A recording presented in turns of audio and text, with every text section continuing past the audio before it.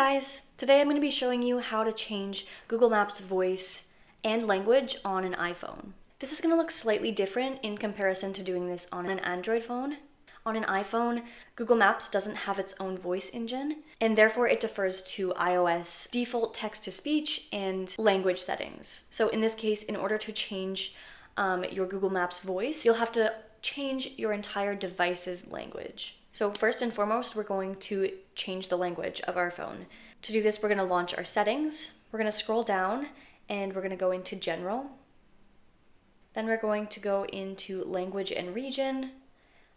And under Preferred Languages, we're just simply going to select Add Language. So for this example, I'm going to use English UK. Then it's going to ask which language you'd like to use as your primary language. So we're going to select the new language. Now it's going to set the language on our phone. So the answer is yes, you can change the voice of Google Maps, but only to a limited degree. So you have 5 different accents to choose from. This includes US, UK, Australia, India, and Nigeria.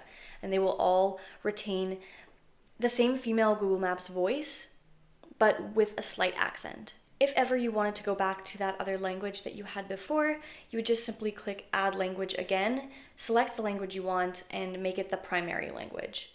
For more options, you can also change the voice of Siri. So if you have an iPhone and you use Apple Maps, you can change that voice with a bit more freedom.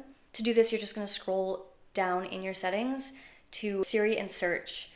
And under Ask Siri, you can go into Language, and you can also go into Siri Voice. And this is where you can go through and select the voice you'd like. You can also change the gender here as well. Alrighty, you guys, that's it for today's video. I hope that all this information was helpful. Thanks so much for tuning in, and I will see you guys in the next one.